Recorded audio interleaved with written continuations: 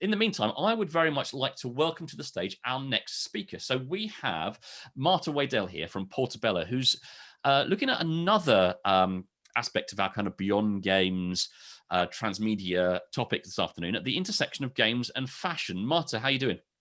Very good. Thank you very much. I hope everyone enjoyed this amazing event and have an amazing day and a very amazing week. Thank you. Thank you very much. Well, thank you very much for being with us. What I'll do is I'll mute myself now and fade into the background.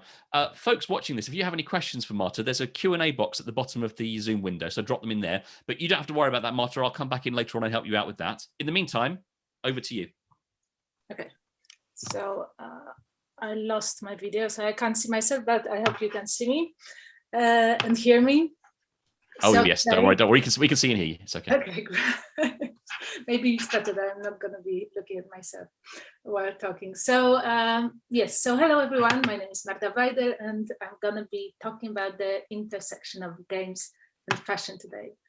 So, first of all, a few words what I'm doing here and of introduction. So I'm specializing in sustainability and consumer behavior and technology.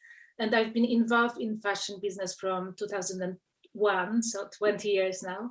And in this adventure, I had the opportunity to see different sides of the industry. However, in the last years of working as a shoot producer, I realized how much this industry is changing, and it's really changed for worse. And I wanted to do something, of course, about it. I recognize that I combine my primary passion, computer science, with fashion. And I have starting exploring the boundaries of how technology can motivate and drive change to a more responsible fashion future. And I'm also a co-founder of two projects. One is iClide, where we are concentrating how and which technological innovation can drive sustainable fashion consumption. And another one, which I'm here, it's Portobello. It is a game that is also a base for my academic research.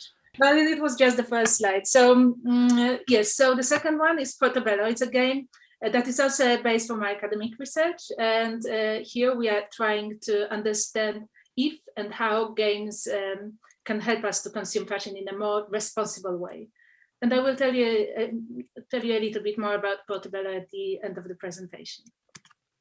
So I will first of all introduce you to my world of fashion, explain you what fashion is and what is its current stage.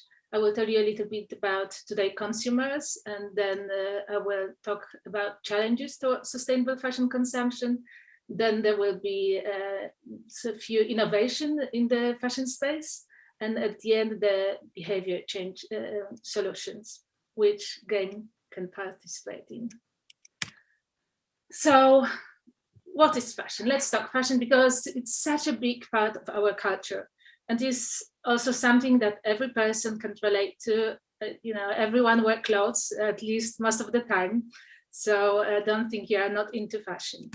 So, fashion is a business concentrated on novelty and innovation. And we have haute couture, craftsmanship, and bespoke items that you can see from the designer Iris von Harper on the left side. And on the other is fast fashion, which means high volumes of low-cost clothing imitating high-end designers' collection. And fashion is also a communication tool, and thanks to it, we can express ourselves. And even if you think you are not into fashion, people will have perception of you simply by just looking at you, even subconsciously, and will judge your appearance. And fashion is also one of the most polluting industry. The complexity of the clothing industry has a significant footprint of the exploitation of both natural resources and people working in extremely poor conditions. And while thinking about fashion, think about all the pesticides used in farming, the toxic dyes used in manufacturing, the large amount of natural resources used in the whole clothing chain. And there is also a growing problem of overconsumption of fashion and waste management. And significant proportion of garments are purchased on impulse and are actually never worn. And there is almost 92 million tons of textile waste created every single year, and most of it, unfortunately, ends up in landfills. And remember that there is almost 8 billion people on the planet, and we all need clothing. And therefore, it is really critical that we reduce those impacts and make fashion more sustainable. And those visuals are coming from the True Cost movie, and I highly recommend it. It's a beautiful documentary if you want to learn a little bit more about the subject. So furthermore, the pandemic has exposed many challenges, and despite such a high consumption rate, we could notice many shops closing around the world and businesses going bankrupt. Revenues have declined for many fashion companies by 25 to 45%, and sustainability dropped down on priority list. There is also a market shift in attitudes, and there is rising awareness around climate change, and it is one of the big reasons for this. But hyper-conscious consumers are demanding more sustainable solutions, and they have vast ability to impact the fashion market. So a little bit for clarification and terminology. So sustainability. The use of goods and services that respond to basic needs and bring quality of life, while minimalizing the use of natural resources, toxic materials, emissions of waste and pollutants over the life cycle. So not to jeopardize needs for the future generation. However, the word of sustainable fashion is so overused, and I feel that it's also a buzzword nowadays. It's such a super vague word and varies from person to person, from brand to brand. And that's why I'm thinking that maybe developing the narrative more around responsible fashion might be better. It is also important to think about circularity. What goes around comes around. Circularity is starting and finishing at the same time when it comes to material product. It's about moving away from linear use, then dispose system, and instead designing products that can safely return to biosphere when no longer wanted. And Generation Z have high expectation on brands, as I mentioned already, and they demand real, actual sustainable solution, not just marketing tactics such as greenwashing.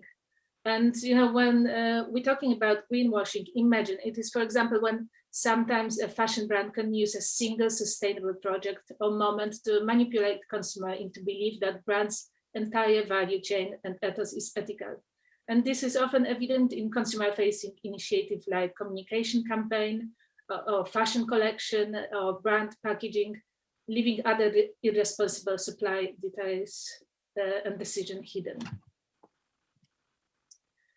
Okay, so what are the challenges to responsible fashion consumption?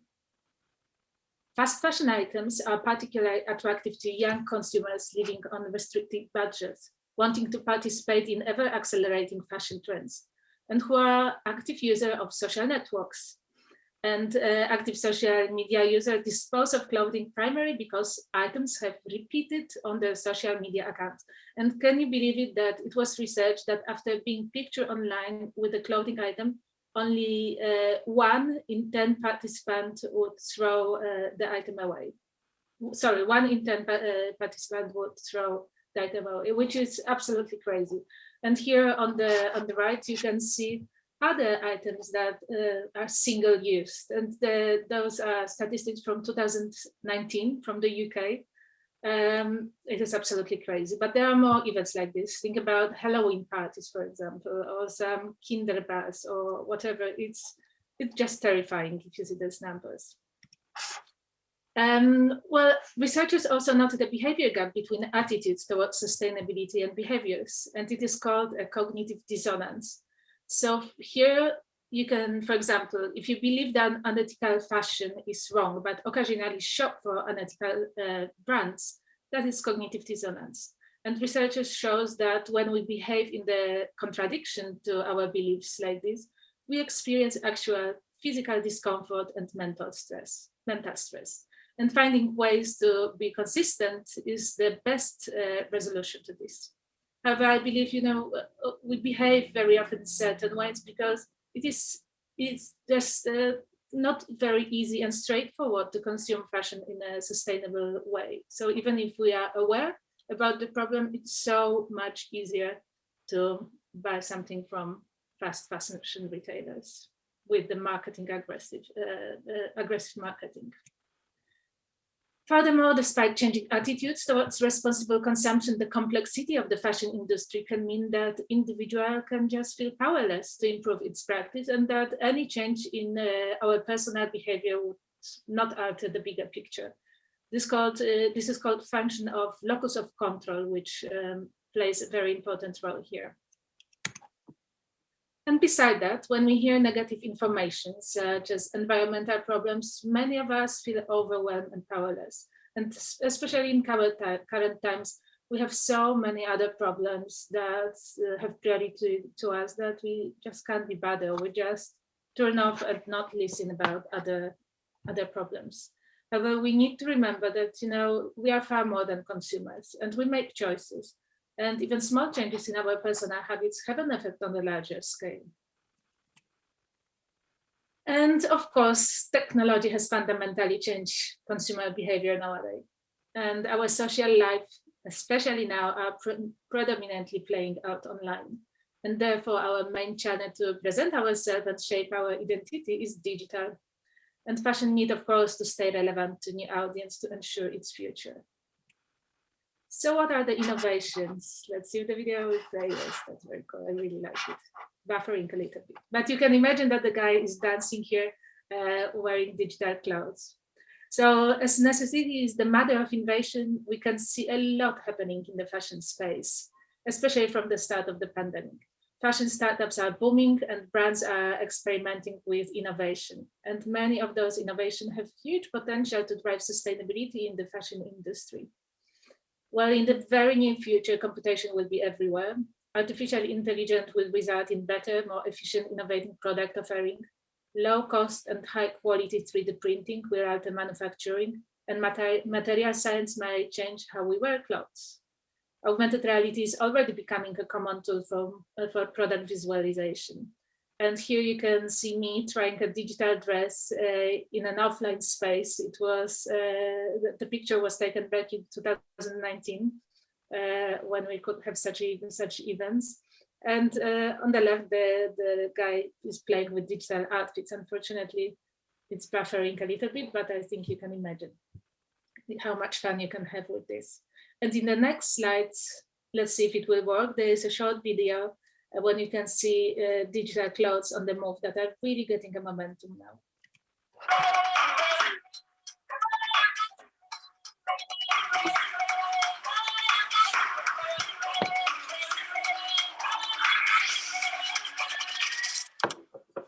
Those images are from the fabricant. They're doing really cool stuff now.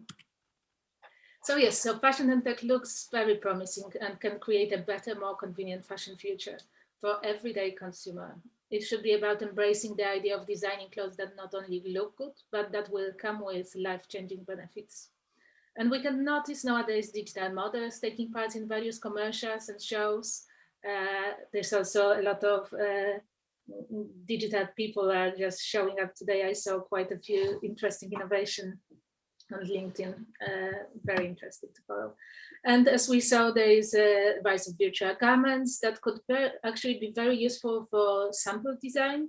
And also user can express themselves by dressing their avatars or their own pictures, which match smaller environmental footprints. So going back to these social networks, to throwing away clothes after wearing them once, now you can have virtual garments, dress yourself, and then maybe delete the item. Hopefully not, hopefully you will also admire craftsmanship and the work that someone put in the design.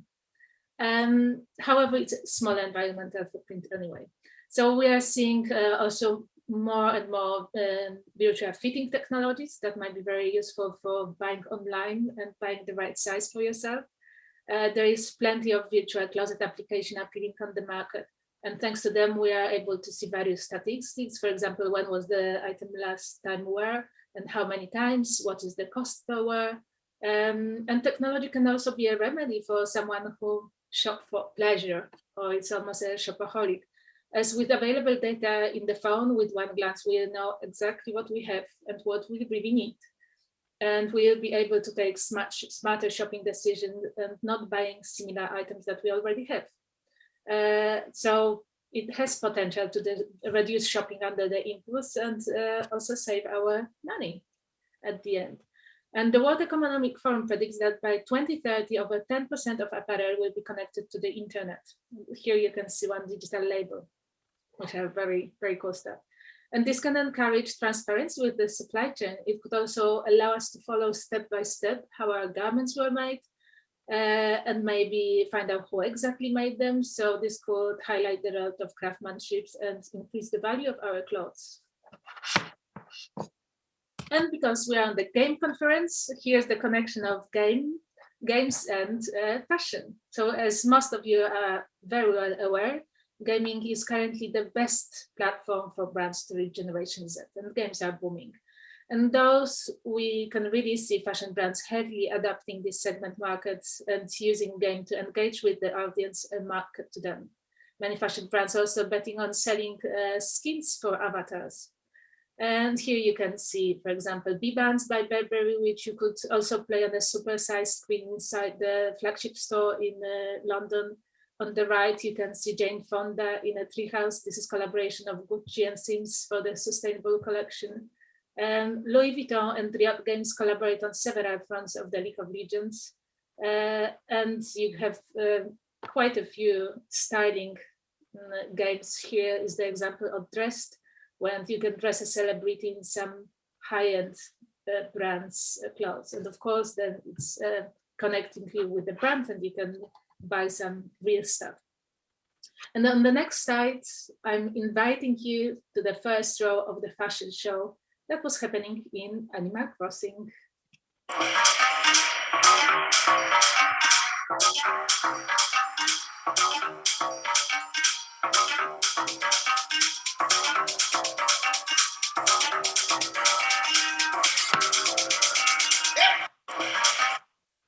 So yes, all above is super fun and engaging. However, I strongly believe that games with huge audience have much greater power than just be an entertainment and marketing platform.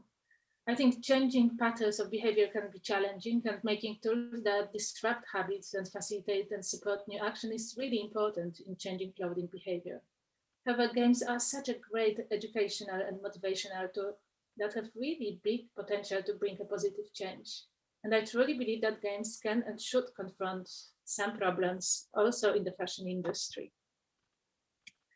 For this, it is crucial to understand how to engage the audience, especially that the subject, as I mentioned before, might not necessarily be priority for them. Thus, it is also important to understand types of player and then try to find the common points with the fashion consumer types. And consumer research is also very important in order to understand intrinsic motivation that arises from a sense of autonomy and emotional needs, such as mastery, knowledge, competency. And the key element to motivate here is emotional engagement. And fun also plays a major role in engaging people. And guess what? Games are fun. Therefore, it is important to define what fun is and which category of fun would be most suitable for target market. Are we going to think about easy fun, which is the vehicle for imagination? Are we going to concentrate on serious fun that can provide meaning and value? People fun, social bonding, so then creating communities, or hard fun, which is a mastery. Probably it's going to be the mix of all those, depends who you're talking to.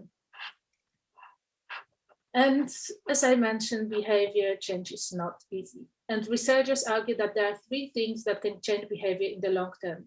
This is an epiphany, a change of environment, and taking baby steps.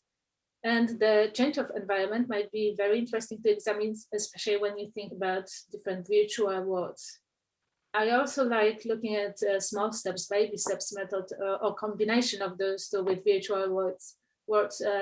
It might be very interesting to examine in the game concept. And to start closing the gap between consumer attitudes and actual behavior, the fog behavior model might be useful. The model shows that three elements must converge at the same time for a behavior to occur: and motivation, ability, and trigger. And the games have potential to motivate and trigger desired behaviors. So I decided to concentrate currently on this topic very deeply. And that's why we are developing a game that main objective is to empower and influence people's action towards responsible fashion consumption. And the game is called Portobello. Portobello taps into the zeitgeist of the second-hand and recycling to engage with Generation Z. And we are on the mission here. We want to provide platforms that accelerate the move towards circular economy. This is mandatory to change the paradigm from linear to circular model in the fashion industry and strengthen individual relation with clothes, including meaning of owning or product life cycle. And the game will help players to witness their own behaviors and make alternative choices. The key is there will be various initiatives that unlock access to skills, education, and even inter-community connection. So stay tuned for Portobello, and please do reach out for me if you are interested in the subject and game and would like to collaborate somehow. We are always on the lookout for some great brains and like-minded people who want to do something awesome. So yes, so this is it. If you have any questions around the subject or simply want to connect, then please do reach out. Thank you very much, Marta. That's fantastic. Thank you. I'm going to give you a round of applause. You'll have to imagine it coming from everyone here because of the nature of this. But thank you very much for that. That's excellent. There are a couple of questions here which I'll take time to ask you. I should say, if people want to sign up to get more information about Portobello, am I right in thinking it's portobellogame.com is where the information is? That's correct. That's correct. Yes. Perfect. So, folks, yeah, check that out. So, I'll ask some questions there. That's great. I thought that was really, really fascinating. Really interesting. Some of the intersection just to use of technology. I thought it was interesting that you said that in the next 10 years, 10% of clothes will be connected to the internet in some way. Just generally, that's a real connection of the physical to the virtual world there. But let me dive into some of the questions here. We won't have time for all of them, but let's say one of our attendees asks, do you foresee that players will want to wear specific fashion brands in their games and also order those clothes in the real world? So I guess the question is there about people wanting to have sort of brand loyalty to their favorite fashions in the game as well as in the real world. I think for sure. It really depends who you are talking with, but I think that's the entry point. You can afford the garment, wearing it on your avatar. You love it, and then you want to have it in real life. So this is probably what brands are thinking as well. That's why they're engaging with games so much, and they probably want to earn some money on skins for it. But this is the way they engage with consumers, and this is like with the luxury market. You're buying a lipstick, Chanel lipstick, because you don't have enough money for the high product. But you can feel that you're part of Chanel. So this is probably buying skin, right. And then you can save, and then you can buy a real life product as well. But maybe not. Maybe we're going to be just living online, so we don't really need to have the garment offline because we prefer pajamas. Right. Well, in these days of the pandemic, right? It's easy. It's more more important to dress up your online character. Dress, you maybe don't need it in the exactly. Let me ask you another question here. Someone, an anonymous attendee, asked the question: do you think that some of these typical kind of dress-up games, these kind of fashion games that already exist, have a stigma around them? And the question is, is the landscape right for a serious fashion game? You've touched on some quite serious issues with sustainability where you are now, but there's not much of that going on at the moment, is there? In games tend to be sort of more just straight dress-up. What do you think about that? Well, there is a lot of dress-up games, and when I was starting my research, I was playing myself as well, just to understand them better. And they're quite fun, but there is a lot of. I was playing covered fashion a few years back, and they've got huge community of players that really engaging. And so I don't know what kind of stigma are you talking about, because there's such a different kind of games. There's so many of them. Right. So.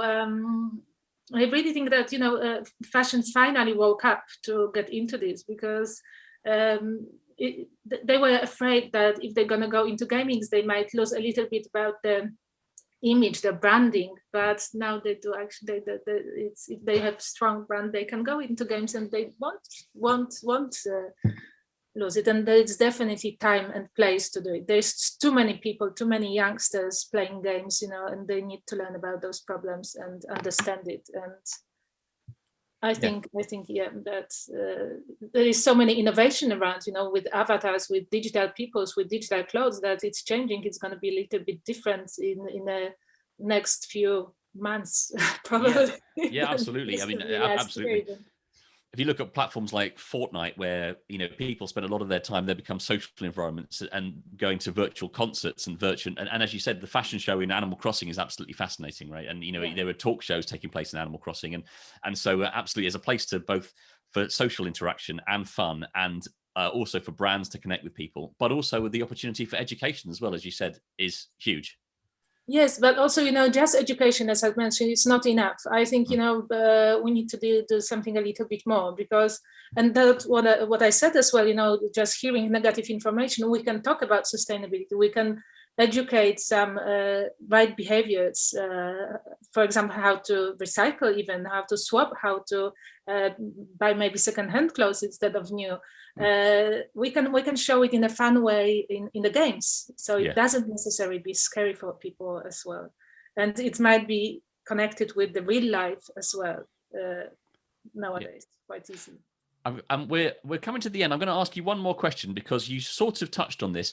So Chris asks here, can you tell us what kind of games you play in, and where else in the games world you've taken inspiration from? You mentioned some of the dress-up games you've seen, but what else has had an inspiration on Portobello, maybe?